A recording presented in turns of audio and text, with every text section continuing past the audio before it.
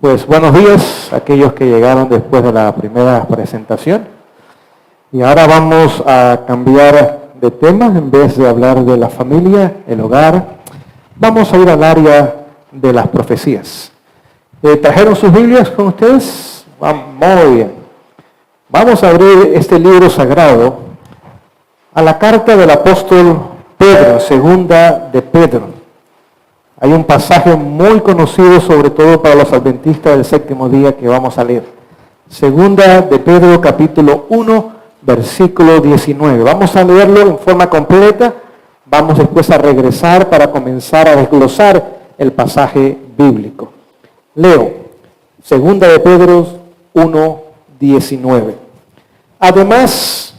Obtenemos la palabra profética más segura, a la cual hacéis bien de estar atentos como a una lámpara que alumbra en lugar oscuro hasta que el día esclarezca y la estrella de la mañana salga en vuestros corazones. Vamos a regresar al texto y vamos a ver algunos elementos importantes. Lo primero que nos dice el Espíritu Santo a través del apóstol Pedro es que él, que es quien inspiró la palabra, nos ha dado ¿qué tipo de palabra profética? La más segura, no tan solo segura, sino que no hay palabra profética más segura que la que nos ha dado. Pregunto, ¿cuál es la primera ley del cielo? El orden. Las profecías nos ayudan a tener un orden cronológico de la historia. Entonces no nos debe extrañar, si Dios tiene orden en los cielos, en la historia también, ¿qué va a tener Dios? Orden. Dios no trabaja en forma casual, Dios no trabaja en forma así al azar. Dios sabe lo que ha de tomar lugar y lo dice cuando es necesario para nuestro bien. Así que lo primero que vemos es que el Señor nos ha dado la palabra profética más segura. ¿Qué más encontramos en el texto? Dice lo siguiente, a lo cual hacéis bien en estar, ¿qué? Atentos. Así que cuando Dios nos da algo que es seguro, ¿qué debemos hacer? Prestar atención. ¿Serán importantes las profecías entonces? ¿Saben ustedes que 26.6 de nuestras Biblias es profecía? Si usted descarta la profecía, usted tiene que descartar más de un cuarto de las Sagradas Escrituras. ¿Qué ha hecho Satanás con las profecías? Las ha eliminado. El mundo evangélico no tiene profecías. Simplemente piensa en un futurismo. Y aún muchas veces en nuestro medio no hay voz profética tampoco. Continúo la lectura. Dice que es como una lámpara. ¿Para qué se usan las lámparas? Para alumbrar. ¿Cómo está nuestro mundo actualmente? ¿En tinieblas o en luz? ¿En oscuridad? Claro que sí. Entonces necesitamos nosotros la palabra profética que alumbre en un mundo que está en tinieblas. Por supuesto. Así que es muy importante conocer esto. ¿Por qué la profecía nos ayuda a entender las tinieblas? Porque Satanás, ¿cómo obra? En las tinieblas. ¿Cómo obra Dios? En la luz. Jesús, cuando vino a este mundo, hizo su ministerio público. ¿Qué dijo? Todo lo que yo hago, lo hago en público. No tengo que esconderme para hacer mi obra. No olvide, Él era la luz del mundo. Así que ahora el Señor trabaja en la luz y Satanás, ¿cómo trabaja entonces? En las tinieblas. ¿Será por eso que hay sociedades secretas? ¿Que hay instituciones que no vemos ni conocemos, pero están en acción? ¿Quién estará detrás de ellas? Satanás. Hace su agenda, hace sus planes y los promueve a través de agentes humanos para que usted y yo no conozcamos lo que está tomando lugar. Es más, les voy a dar un ejemplo bíblico. Vamos un poquito más adelante al libro de Apocalipsis. Apocalipsis, capítulo 17. Esto es para que podamos ver por qué es importante la luz de la palabra de Dios, en particular de las profecías. Apocalipsis 17:3 dice lo siguiente. Y me llevó en el espíritu al desierto. Aquí está Juan. Y Juan está en visión. Y ahora el espíritu de Dios lo lleva ¿a dónde? Al desierto. Y vi una mujer sentada sobre una bestia escarlata llena de nombres de blasfemia y que tenía 7 cabezas y 10 cuernos. ¿Qué ¿Qué institución vemos aquí hablando en Apocalipsis 17:3? El papado. ¿Cómo trabaja esta institución? En el desierto, donde no se ve, donde no hay nadie, donde trabaja de una forma secreta y anónima. Y trabaja con tal astucia que el mundo no sabe su obra genuina. Simplemente se deja llevar por su fachada. ¿Me explico en esta mañana? Pero ¿qué hace la palabra de Dios con este sistema? Alumbra la luz de la profecía sobre este sistema. ¿Y qué sucede entonces? No está en tinieblas. Ahora está en qué? Ahora es revelado lo que quiere hacer en secreto. Así que vemos que este trabaja en el desierto, pero el Señor dice, no te preocupes, tomó a Juan, lo llevó allá, mira lo que esta mujer está haciendo. Para que el mundo sepa lo que este sistema está haciendo. Así que vemos la importancia otra vez de la profecía. Y termina diciendo el pasaje, y la estrella de la mañana. ¿Quién representa la estrella de la mañana? A Cristo. Nazca o salga en nuestros corazones. Así que la profecía de que tiene que ir acompañado de un mensaje cristocéntrico donde se le enseña a la persona que Jesús debe nacer o salir en los corazones de los seres humanos. Así que debe ir acompañado de ambas cosas. Es más, les voy a leer el libro deseado de toda la gente. Hay una declaración que nos ayuda a entender esto en forma más práctica. Leo en la página 199. Dice, la nota predominante de la predicación de Cristo. ¿Les gustaría saber cuál fue la nota predominante de la predicación de Cristo? A mí, por supuesto que sí. El tiempo es cumplido y el reino de Dios está cerca. Arrepentidos y creed al Evangelio. Así, el mensaje evangélico, las buenas nuevas de salvación, tal como lo daba el Salvador, se basaba en las profecías. ¿Qué dos cosas mezclaba Jesús? El mensaje de salvación con un mensaje ¿qué? Profético. ¿Qué debemos hacer nosotros? Exactamente lo mismo. La profecía es mucho más que fechas y datos y nombres de lugares y de personas. La profecía tiene que ver con la dirección de Dios en la historia humana y con el plan de salvación. Y cuando ambos elementos se unen, el mensaje evangélico es poderoso. Así que comenzamos a darnos cuenta la importancia ahora de conocer las profecías. Les leo el libro Obreros Evangélicos, una declaración que encontramos en la página 148. Presta atención a esta declaración. Dice, los predicadores. ¿Quiénes? No tan solo pastores y ministros. Todos aquellos que tienen la oportunidad de predicar son predicadores.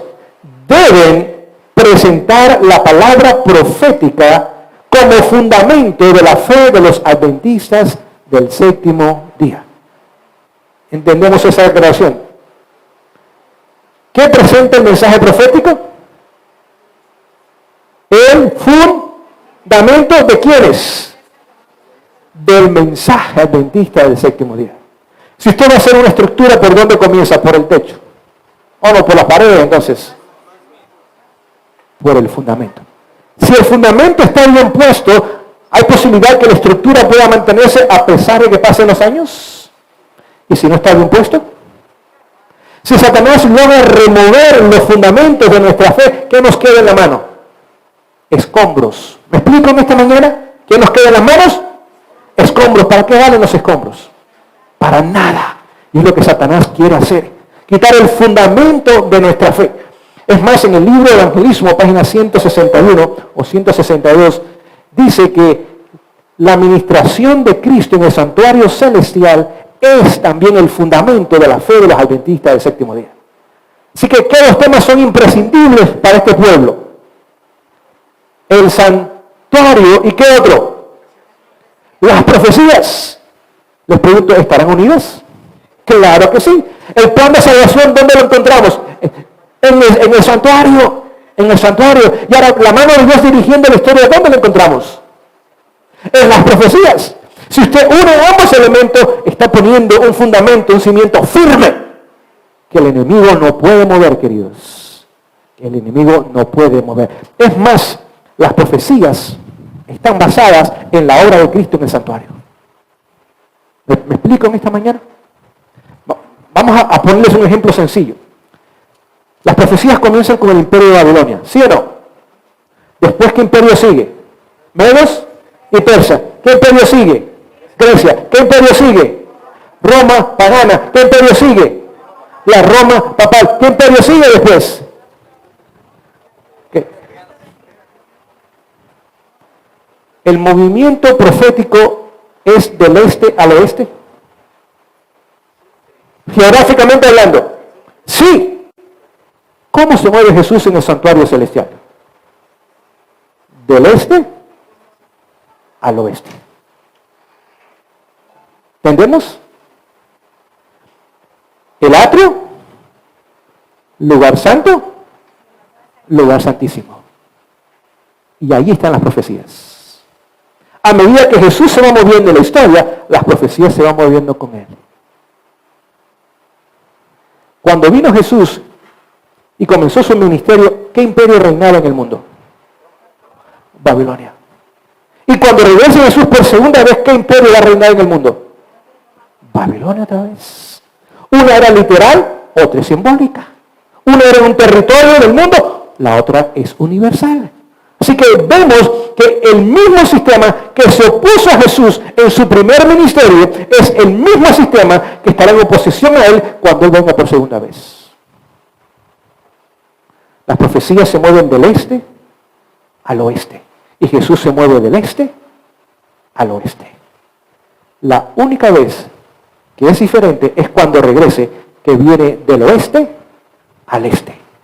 En el este ahora aparece una mano o la palma de una mano nada más. Del este. El sellamiento viene también del este. Y el ángel que hace el sellamiento es el mismo ángel que da el mensaje del tercer ángel. Por lo tanto, el mensaje de los tres ángeles viene del este también. Todo está unido en el santuario, pero todo está unido en la profecía. Y cuando tenemos una ampliación bíblica del santuario y su ministerio, y Jesús en él, y ahora su dirección en la historia humana, queridos, usted y yo tenemos el cuadro completo de salvación. Pero si faltan estos elementos, no tenemos nada. ¿Qué ha pasado con el mundo evangélico? ¿Qué cree el mundo evangélico? ¿Está mirando al oeste o al este? No está mirando al oeste, debiera estar mirando al oeste, está mirando al este, debe estar mirando a Israel, la construcción del templo, que van a regresar los sacrificios. Están mirando en el lugar equivocado, están mirando en la dirección equivocada. ¿Cuál debe ser nuestro trabajo entonces?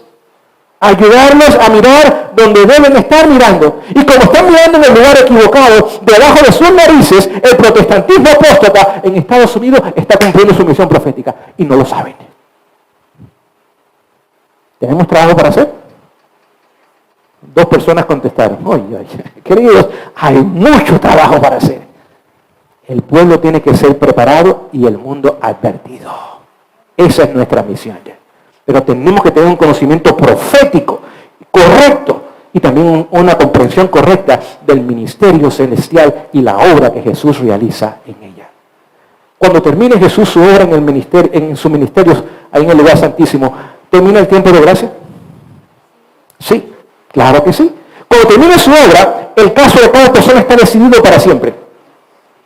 Algunos nombres son borrados, mientras otros nombres permanecen. ¿Sí o no? Claro que sí. Cuando termina la profecía, ¿se acabó el tiempo de gracia? Claro que sí. ¿Y el destino de cada ser humano ha sido tomado? Exactamente. Obra paralela, obra paralela. Así que la profecía avanza, Jesús va avanzando, y de esa forma vemos la conclusión y la terminación de la historia, pero también del ministerio terrenal de Jesús en los cielos. Pero vamos a ver algo más. Continúo la lectura de Obreros Evangélicos. Nada más leí la primera declaración. Los predicadores, voy a repetir, deben presentar la segura palabra profética como fundamento de la fe de los adventistas del séptimo día. Escuchen, debe estudiarse detenidamente. ¿Qué significa esa palabra? Detenidamente. Superficialmente, rápidamente, de vez en cuando, minuciosamente y frecuentemente. Debe estudiarse minuciosamente las profecías de Daniel y Apocalipsis. ¿Qué 2 libros deberíamos estar estudiando detenidamente y frecuentemente? Daniel y Apocalipsis. ¿Saben que ambos libros son un libro? dice el Espíritu de Profecía. Uno es la introducción, otro es el desarrollo y la conclusión de la historia. Así que tenemos que estudiar ambos libros, más el consejo inspirado es que se impriman ambos libros. Si alguien quiere tomar un proyecto de publicación, Daniel y Apocalipsis. Dice, no se le añade nada, publíquenlo con pocos comentarios nada más y preséntenlo al mundo. Proyecto bonito, misionero. ¿Qué más dice? Y deben estudiarse ambos libros en relación con las palabras, he aquí el Cordero de Dios que quita el pecado del mundo. Pregunto, ¿el espíritu de profecía está en perfecta armonía con 2 de Pedro 1:19? ¿Está en perfecta armonía con la palabra de Dios? Así que la profecía de que debe ir acompañada de un mensaje evangélico que presenta al mundo que Jesús hay poder para limpiarnos del pecado, pero para eliminar el pecado en nuestras vidas. Ese mensaje doble es muy poderoso y el enemigo tiembla delante de ese mensaje. Continúo la lectura. El capítulo 24 de Mateo. ¿Qué capítulo? ¿De qué libro? Me ha sido presentado repetidamente. ¿Qué significa repetidamente? En muchas ocasiones, como algo a lo cual debemos traer nuestra atención. Pregunto, ¿Mateo 24 es el sermón profético de Jesús? Sí. Usted puede encontrarlo en Marcos 13 y en Lucas 21 también. Pero hay menos información. Mateo 24 es más completo en el sermón profético. Vivimos hoy en el tiempo en que las predicciones de este capítulo, Mateo 24, vamos a ver algunos detalles de este libro, se están cumpliendo. Expliquen nuestros predicadores y maestros estas profecías a aquellos a quienes instruyen. Excluyan de sus discursos los asuntos de menos importancia y presenten las verdades que decidirán el destino de las almas. Gracias a Dios por su palabra, queridos. Así que vamos a darnos cuenta de la importancia de Daniel. ¿Y qué otro libro? ¿En compañía o en conjunto de qué otra información? Mateo 24. ¿No están dormidos todavía? Muy bien. Porque, queridos, vamos a estudiar mucho. Así que saque su lápiz. ¿O cómo le llaman aquí? Esferos. Saque su lápiz de esfero, agarre un papelito y comienza a anotar. Porque vamos a estudiar y vamos a ir profundizando cada vez más y más. Vamos a abrir nuestras Biblias. Ahora, ¿a qué lugar piensan ustedes? Mateo 24, ustedes son inteligentes. Óigame, qué bonito ver personas que tienen interés, ánimo en el estudio de la palabra de Dios. Mateo 24. Del sermón profético de Jesús, ¿cuál piensan ustedes que es el evento clímax? El mejor, el más grande, el superior, el final. La segunda venida de Jesús. Si usted sigue leyendo, ven que hay evidencias, hay señales, hasta que llegamos al clímax, donde ahora dice que se verá al Hijo del Hombre regresar en las nubes de los cielos. Ese es el evento de los eventos de la historia. Es donde la profecía apunta constantemente. Pero les pregunto a ustedes en esta mañana, si ese evento es tan importante, ¿será que el Señor nos habrá dado luz de qué pasará antes de ese evento? ¿O estaremos en tinieblas en cuanto a los eventos humanos? No. Porque el único objetivo del Señor es prepararse y prepararnos para pasar la eternidad con nosotros. Así que vamos a ver que Mateo 24 está lleno de eventos, de sucesos que nos ayudan a entender que nos acercamos sin duda alguna a la historia final, a los momentos finales de la historia humana. Quiero compartir con ustedes una declaración del libro Conflicto de los Siglos, página 652. Escuchen esta declaración. Así también las profecías nos anuncian el porvenir con la misma claridad con que Cristo predijo su propia muerte a los discípulos.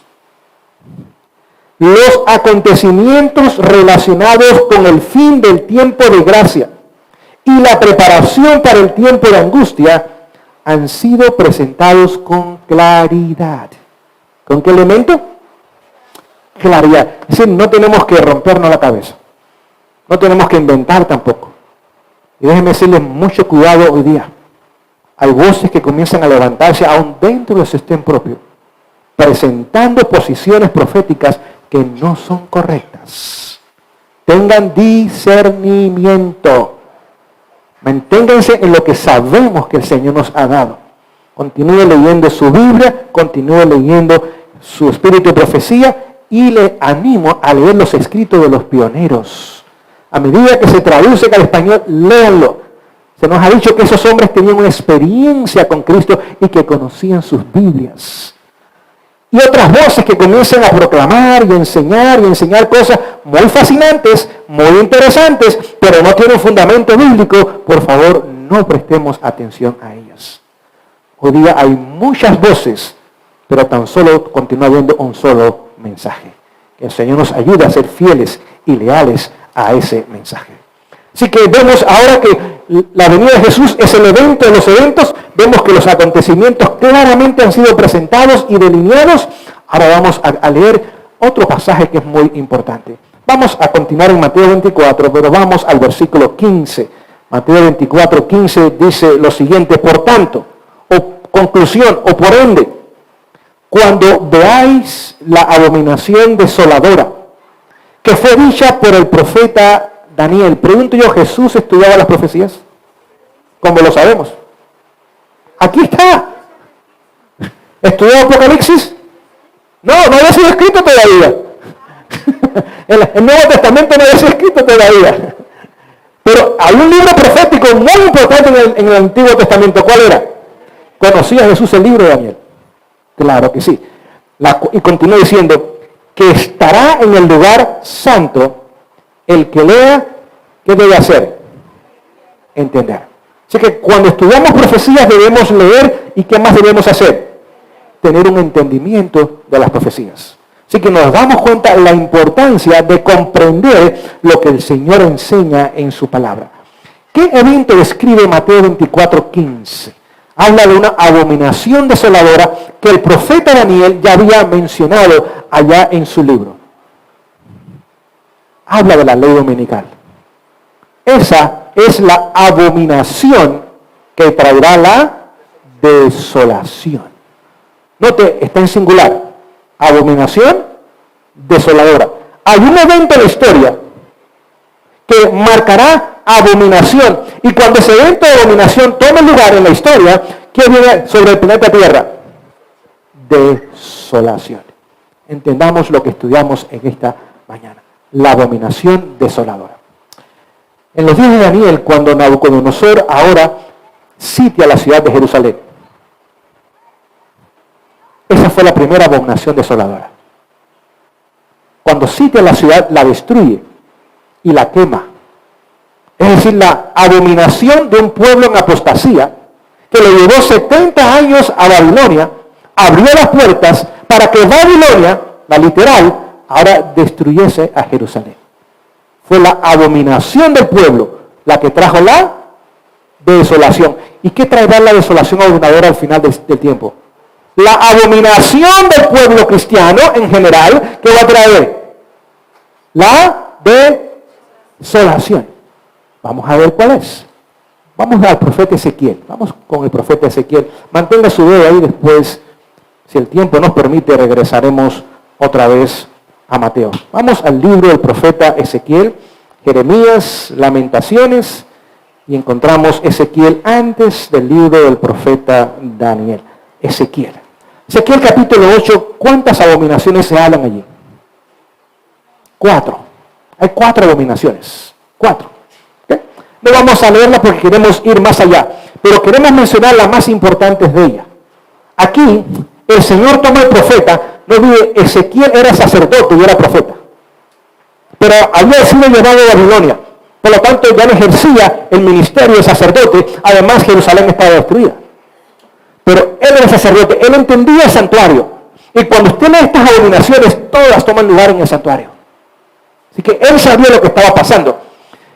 Pero también fue llamado a ser profeta.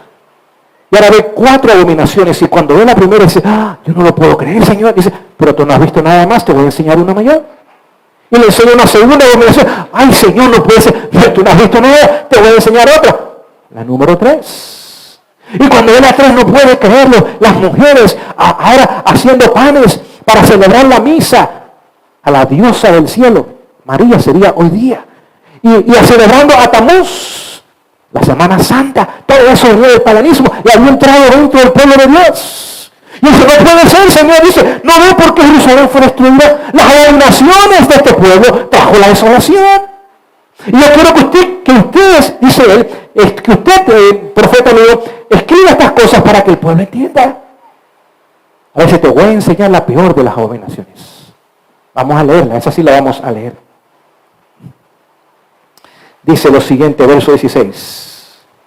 Y me metió en el atrio de adentro de la casa de Jehová. ¿En qué lugar estaban? En el santuario.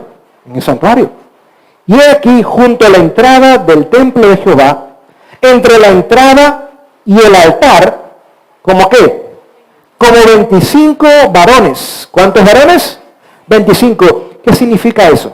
¿Cuántas órdenes de sacerdotes había en el pueblo de Israel?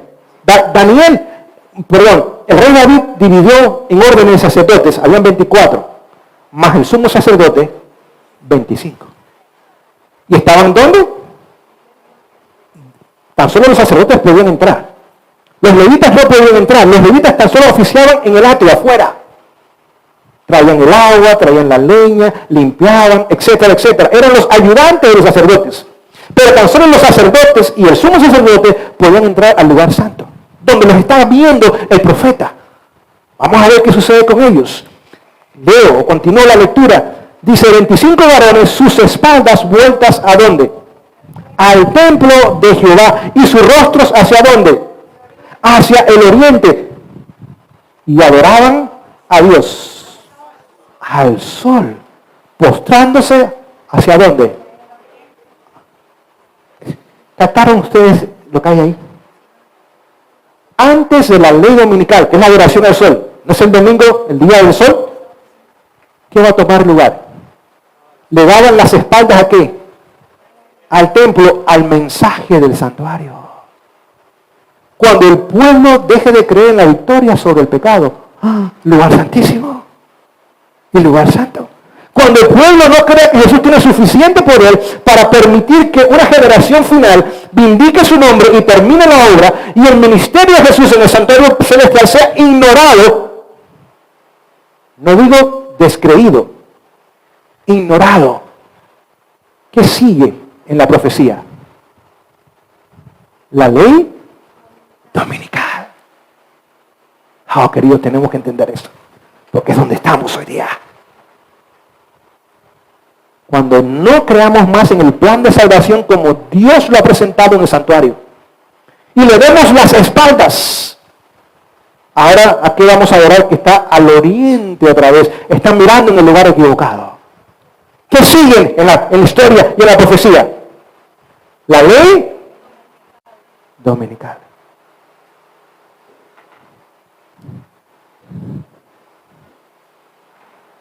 Ese es el siguiente evento de la profecía. Y tenemos que darnos cuenta de él. El siguiente evento de la profecía de mayor acontecimiento es la ley dominical. ¿Con qué movimiento está estrechamente relacionado la ley dominical? Vamos a continuar nuestro estudio en esta mañana. Vamos a ir, creo que está en el libro de Crónicas, segunda de Crónicas.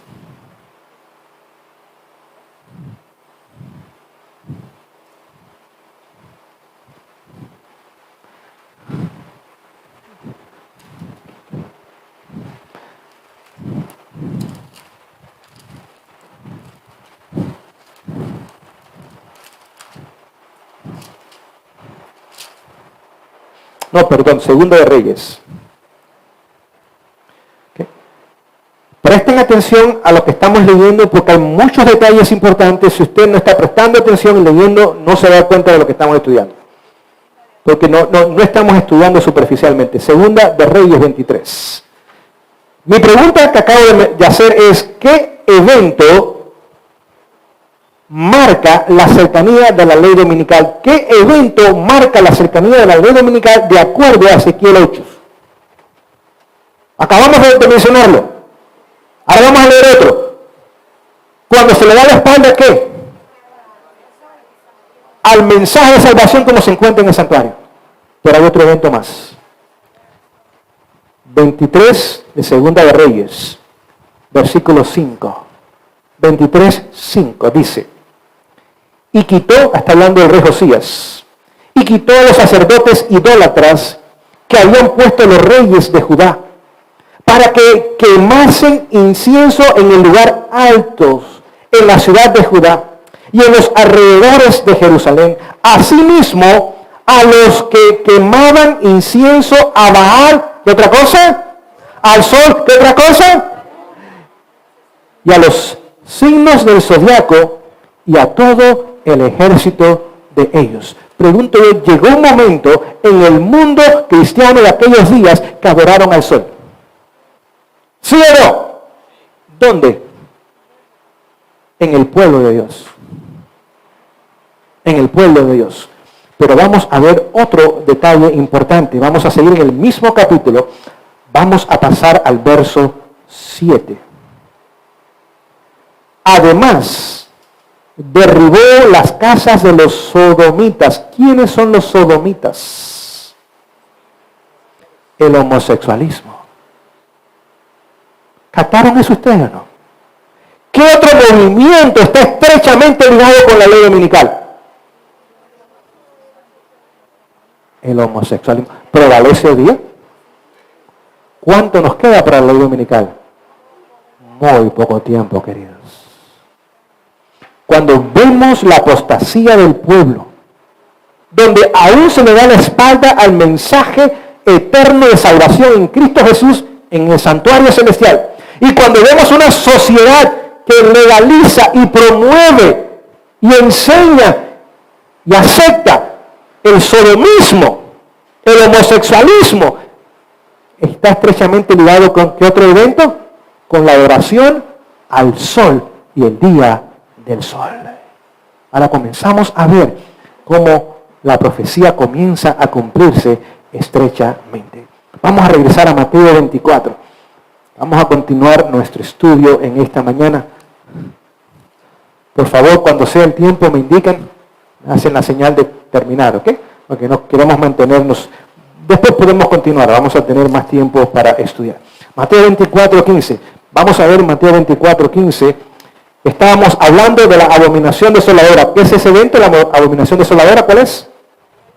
La ley dominical. ¿Qué dos cosas o movimientos están estrechamente ligados con ese evento final?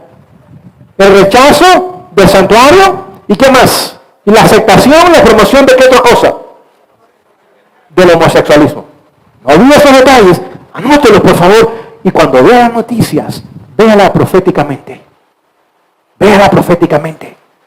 Y diga, levante sus cabezas porque nuestra salvación está más cerca que cuando creímos. Regocijémonos. Pronto vamos a casa, queridos. Y el que esté en la azotea, no descienda a tomar algo de su casa. Y el que esté en el campo, no vuelva atrás a tomar su ropa. Hay de las que están encintas y de las que amamantan en aquellos días. Verso 20. Orad pues que vuestra huida no sea en invierno ni en sábado. Así que ahora Jesús dice, la ley dominical llega. Cuando ese evento llegue, ¿dónde debe estar el pueblo de Dios? En el campo. Pero vamos a entender algo. Porque muchos leen este pasaje y dicen, no, hasta la ley dominical no hay que salir. ¿No es lo que cree la gente? Porque son lectores superficiales nada más. Vamos ahora, con eso en mente, vamos a Lucas 17. El Evangelio de Lucas, capítulo 17. Lucas, capítulo 17.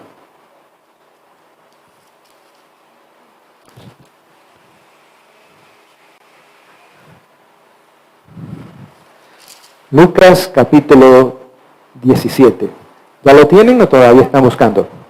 Oh, ya lo tienen. Vamos a leer comenzando en el verso 31. En aquel día, el que esté en la azotea, y sus pertenencias en casa no descienda a tomarlas, y el que esté en el campo igualmente no vuelva atrás. Pregunto, ¿son palabras semejantes a las que leímos en Mateo 24? Es decir, hemos leído lo mismo 2 veces. ¿Y qué dice la Biblia? Que cuando hay 2 o 3 testigos, lo que se presenta que es firme, es firme. Así que les traigo el segundo testigo. Lo encontramos en el Evangelio de Lucas y vemos exactamente las mismas palabras. ¿Ok? Ahora vamos a pasar a Lucas 21.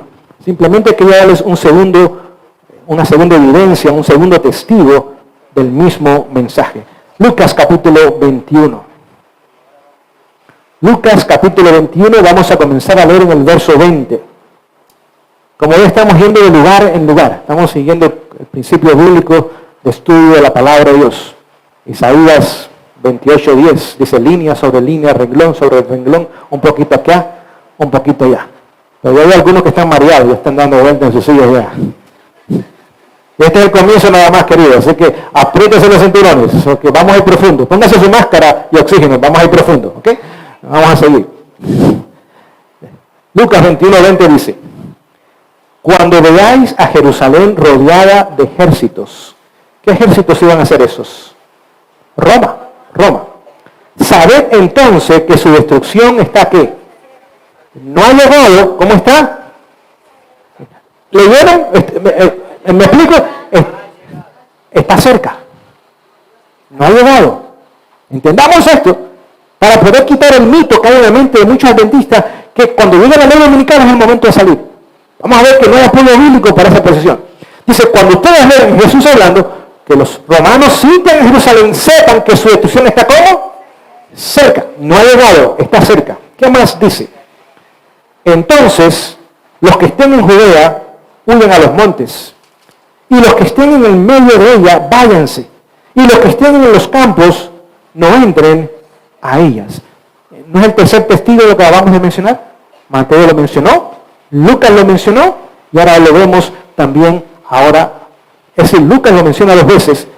Primero en el capítulo 19 y por segunda vez ahora lo encontramos en Lucas 21. Les hago una pregunta. ¿Es ustedes captaron todo esto que leímos?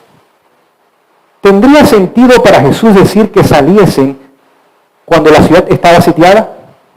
No. Si usted salía cuando estaba sitiada, ¿qué le esperaba? Muerte.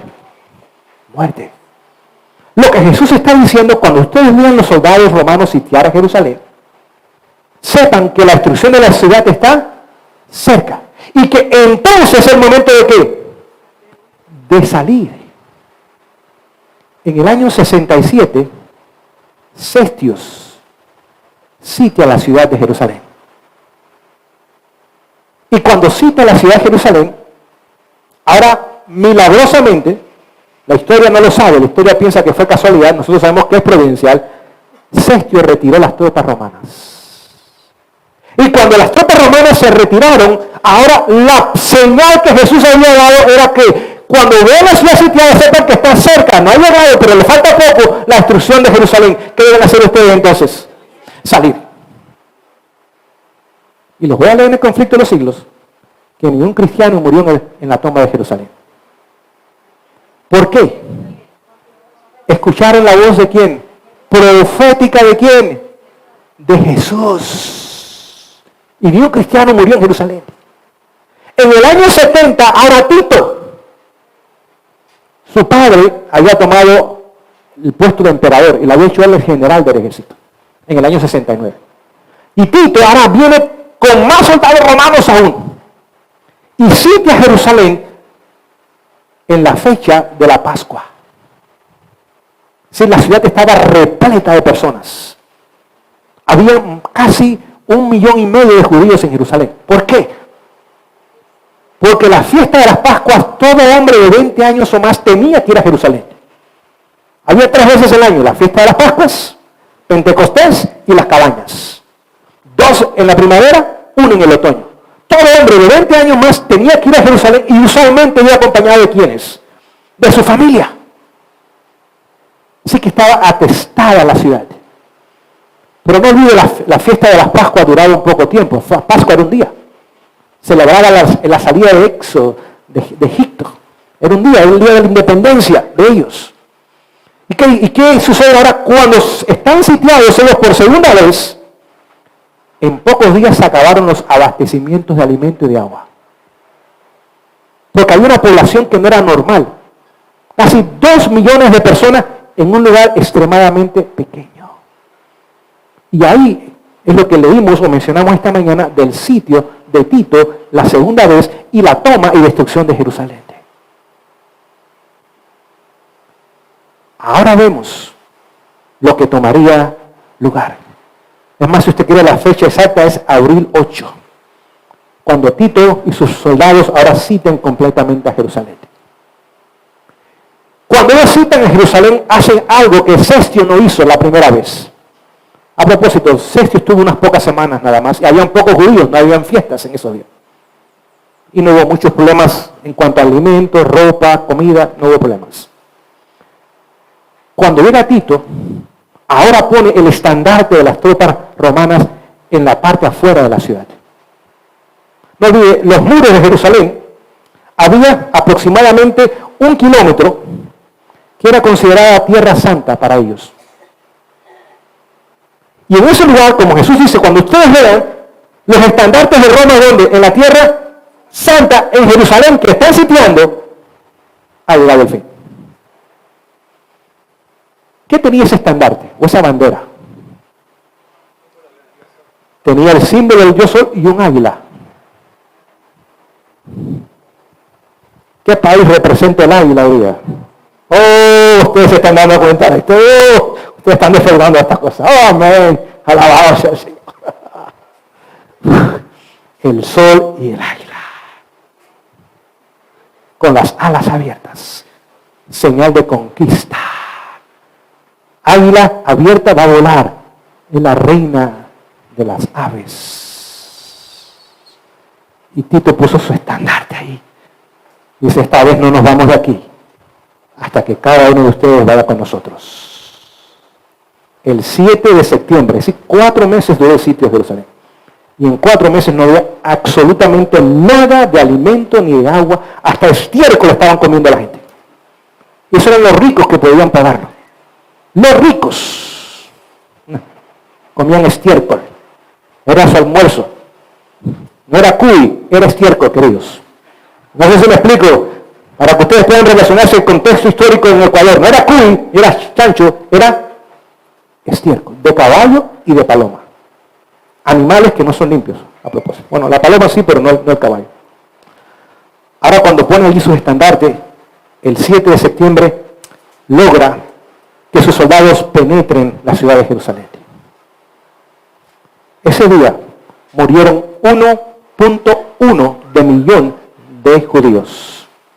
Usted lo puede leer en la historia de Josefo. ¿Han escuchado ese nombre, Josefo? Un historiador judío muy famoso. Ahí explica detenidamente y detalladamente la conquista de Jerusalén. Así que, capítulo 1 también lo menciona. 1.1 millón en horas, murieron en Jerusalén. Es más, muchos judíos se refugiaron en el templo. Dijeron, bueno, esta es la casa de Dios. Y el Señor no va a permitir que los romanos entren. Lo que ellos habían olvidado, que Jesús había salido en el año 31, dice, vuestra casa es dejada como desierta. Ahora es su casa, ya no es mi casa.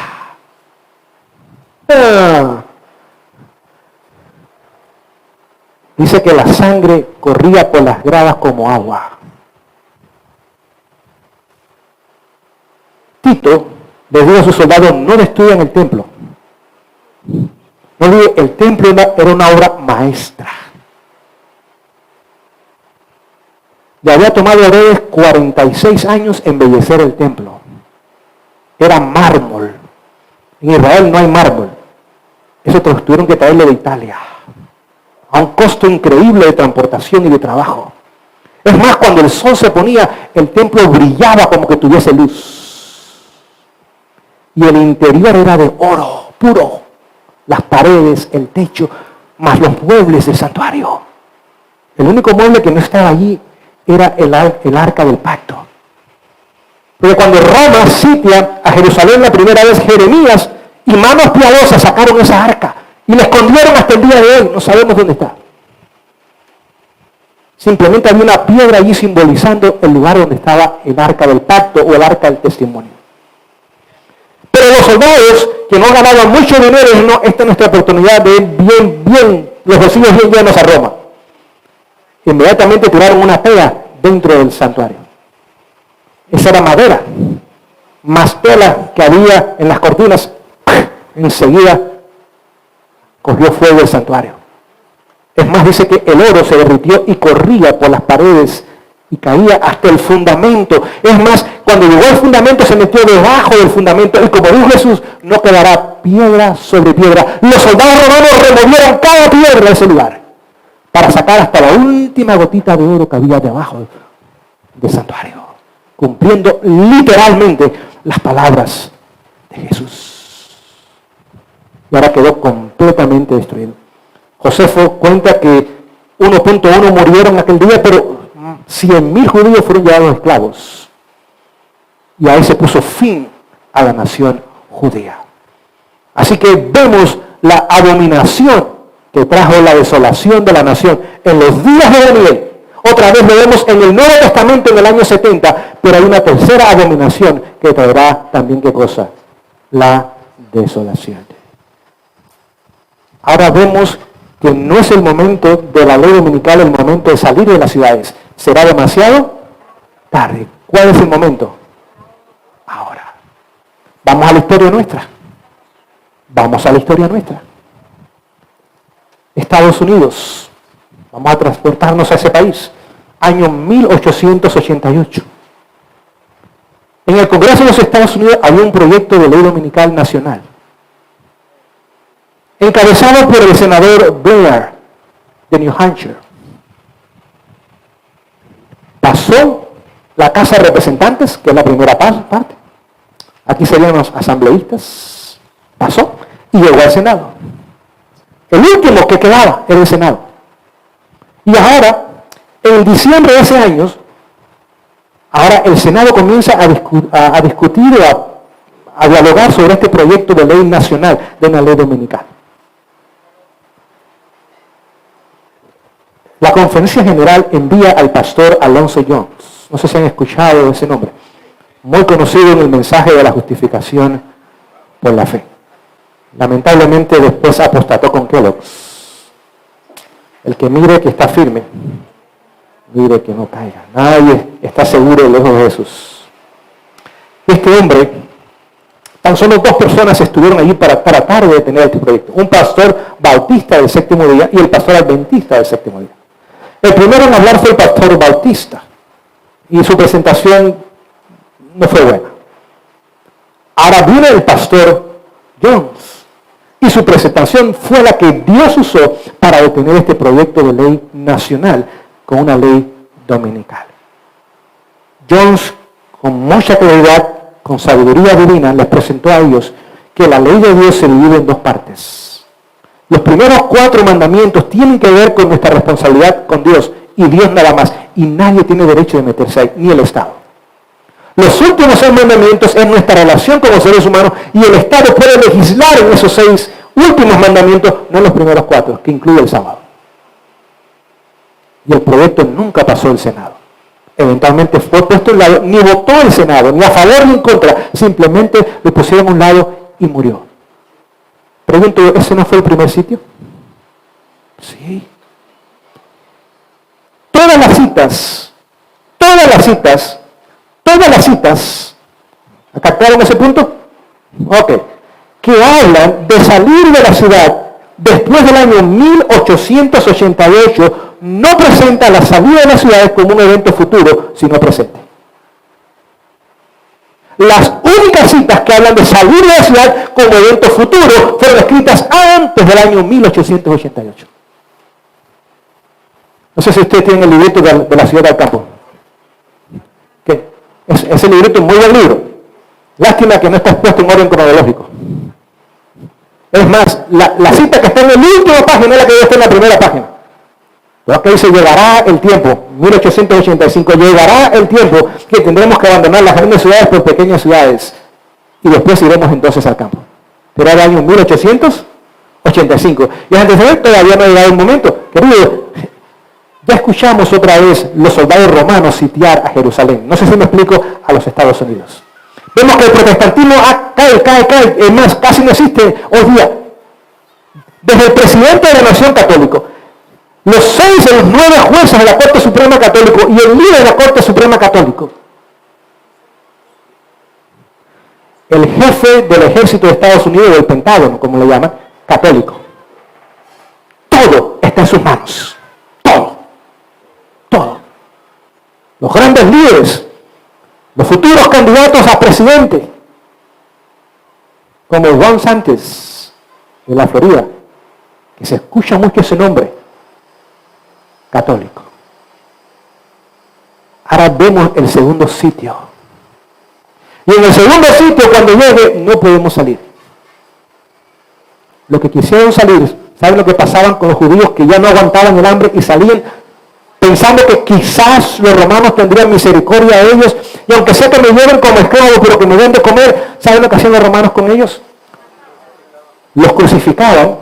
En la noche le ponían combustibles y los prendían como teas. Dice que habían tantos juntos al lado del otro que ni se podía ver la separación casi. Miles murieron antes de la toma de Jerusalén, crucificados y quemados en la noche. Aún vivos fueron quemados a veces. No olvide, la crucifixión tomaba tiempo para matar a la persona. No era un evento, era un proceso el que traía la muerte. Y los que esperan hasta la ley dominical para salir, los romanos lo van a hacer exactamente lo mismo. Ahora es el tiempo que nos queda para poder establecernos en lugares como estos. Es más, déjenme leerles aquí el conflicto de los siglos. ¿Ustedes tienen este libro, El conflicto de los siglos? ¿Lo han leído alguna vez? Okay. Léalo otra vez.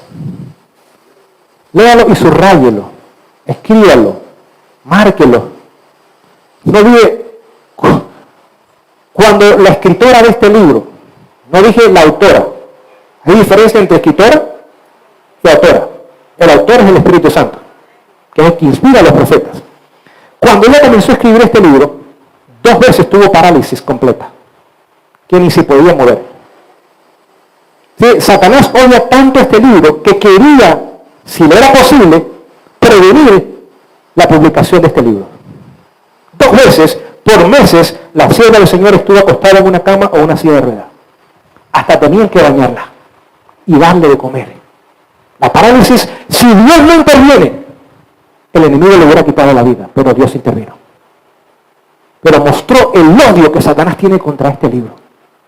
Es más, cuando ella terminó de escribirlo, este libro pasó por varias versiones. El primero de ellos quizás los conocemos nosotros como primeros escritos. Es el conflicto de los siglos en pañales. No sé si me explico lo que estoy diciendo. El conflicto de los siglos en pañales. ¿Okay? Estaba gateando nada más en esos momentos. ¿Okay? Después escribió otros libros que tan solo están en inglés, que se llaman Dones Espirituales. Eso nunca ha sido traducido. 4 volúmenes que están, 2 volúmenes, tienen un librito, 2 volúmenes usualmente negros. Spiritual Gift. Nada más está en inglés. ¿Okay? Después, en el año 1884, vino una edición más completa del libro Conflicto de los Siglos. En el año 1888 vino otra edición más completa, con más información del Conflicto de los Siglos. Y en el año 1911 está la edición que usted y yo tenemos acá. Esta es la final. Este libro se debe distribuir como hojas de otoño, dice él. O sea, el libro que se debe dar y promover en estos días. Cuando ella terminó la edición del año 1888, por 2 años, este libro estuvo guardado y no quisieron publicarlo. Por 2 años. Les tuvo que escribir a los líderes de la iglesia. Dice, por favor, les imploro la publicación de ese libro. Dice, la sangre de muchas personas está sobre ustedes por no publicar este libro. Este libro es serio, queridos. Este libro no es para cobardes. Este libro es para gente con pantalones bien puestos o faldas bien puestas también. ¿Okay? Okay. Les voy a leer de la página 33. Página 33. Dice lo siguiente. Ni un solo cristiano pereció en la destrucción de Jerusalén. ¿Cuántos cristianos perecieron? Gloria a Dios. Que los que obedecemos a su voz por amor, hay bendiciones.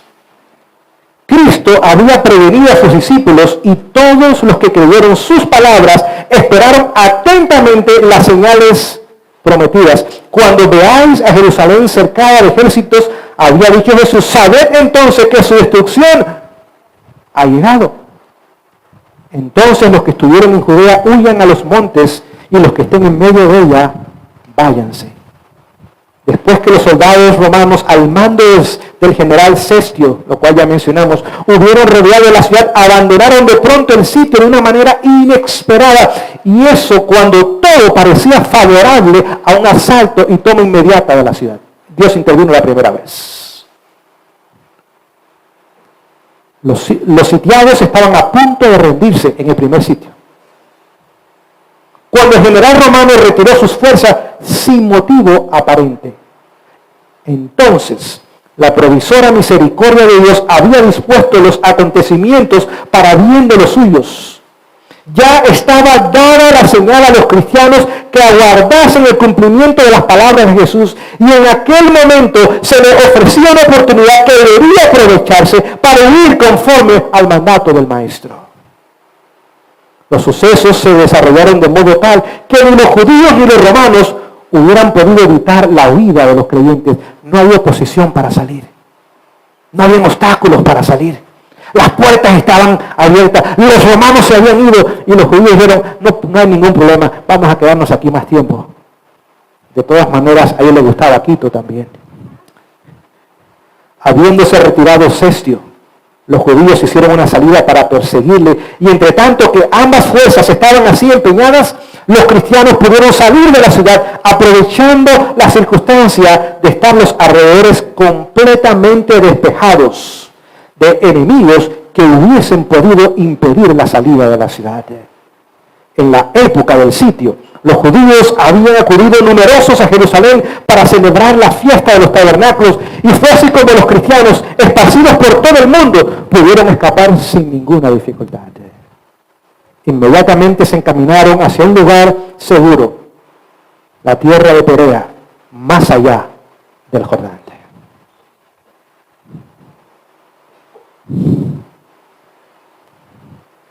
Para terminar, yo creo que es hora de terminar. Sí, ya van a ser las 2 de la tarde. Vamos a terminar. ¿O la 1? Bueno, hay que terminar de todas maneras, porque hay otras personas que tienen presentaciones también. Ahora comenzamos a darnos cuenta. ¿Cuándo es el tiempo de salir de dónde? No en la ley dominical, muy tarde, en el presente. Pero hay una historia muy interesante en ese libro. Por 7 años hubo un hombre que clamaba y daba un mensaje correcto. Decía, ay, ustedes ciudadanos de Jerusalén, han dejado al Señor, se han vuelto atrás. Pero aquel hombre pereció en el sitio de Jerusalén.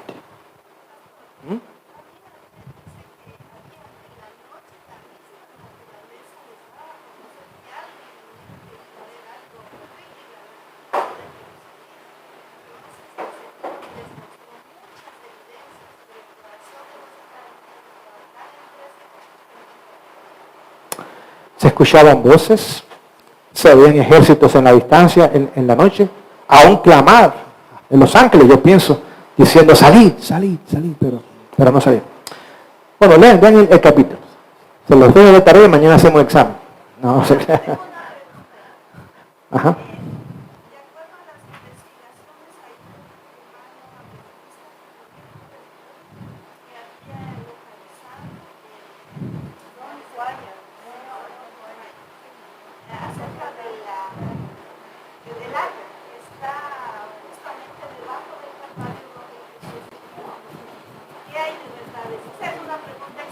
Claro. Este era un arqueólogo, ya falleció él.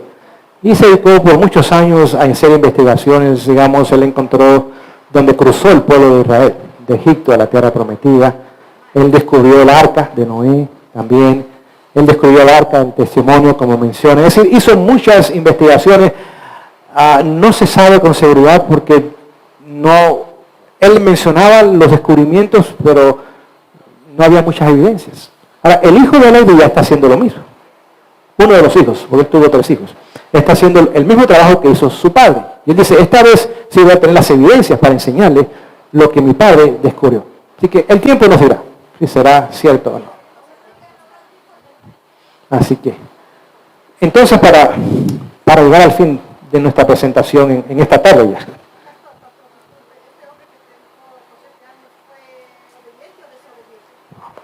Las evidencias nos van a decir qué tipo de hombre era. El mensaje que daba era correcto.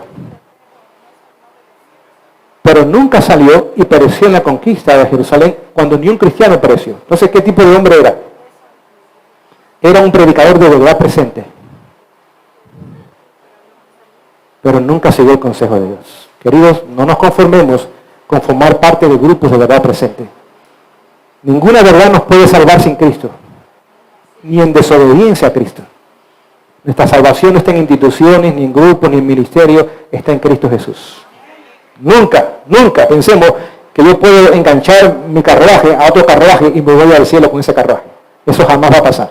La salvación es individual y cada uno tiene que decidir a quién va a servir. Aquel hombre pereció en la conquista de Jerusalén. Que no seamos de ese tipo de personas que conocen este mensaje. Y no es tan solo el mensaje de salir de la ciudad, es de los muchos mensajes que el Señor nos ha dado. Y no lo sigamos. Y si este campamento le ayuda a algo, es a regresar a su hogar con una resolución de obediencia completa a lo que Dios ha hecho. Hay 2 amenes, hay esperanza al menos. Hay esperanza para este grupo, hay 2 amenes. De decir, Señor, yo quiero ir a casa y toda la luz que tú me has dado, yo la quiero vivir.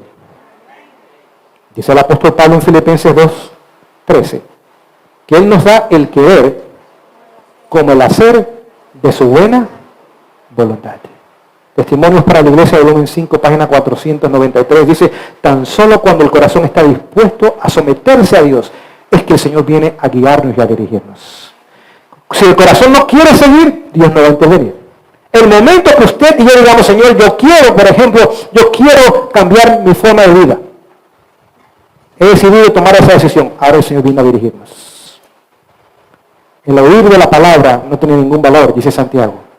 Es el hacer de la palabra. No quiere oidor de sus palabras, hacedores de su palabra. Y si todavía estamos luchando en algunas áreas, y yo soy uno de ellos, pongamos todo en las manos del Señor. Y digamos, Señor, ¿qué tú quieres que yo haga? Y toma mi decisión en ese momento. Y ahora puedo pedir que el Señor intervenga a mi favor. Que el Señor nos bendiga en esta tarde. Yo sé que estudiamos mucho. ¿No están empachados? ¿No? Entonces quieren más ustedes. Vamos a regresar en otra ocasión. Vamos a seguir nuestro estudio en otra ocasión. Que el Señor los bendiga. ¿Hay anuncio o oración? Ok, vamos a orar y vamos a ver qué continúa en la programación. Pongámonos de rodillas si es posible.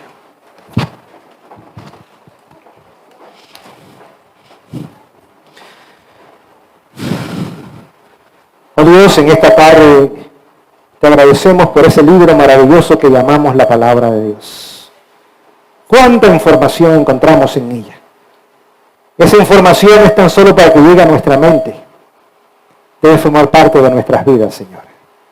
En todas las áreas nos has dado luz y deseas y nos fortaleces para vivir en armonía con tu palabra. Si en esta tarde hay alguna persona que todavía, Señor, está en luchas, y yo soy el primero en levantar mi mano. Reconocer que todavía queda mucha obra que necesita ser hecha en mí. Y vengo a ti, Señor, suplicando tu intervención. Que me ayudes, que me capacites, que quites dudas, que quites temores, o sea lo que sea, Señor. Para que yo pueda caminar y mis hermanos también en un camino seguro, en un sendero de justicia y de santidad. Señor, por favor, haz esa obra en nosotros. con nuestra colaboración y con nuestro sometimiento a tu voluntad. Bendice a cada persona y a cada familia que ha venido a este congreso, Señor. Que no regresemos como llegamos a este lugar. Cosas nuevas y mejores deben tomar lugar en nuestras vidas. En el nombre de Jesús. Amén.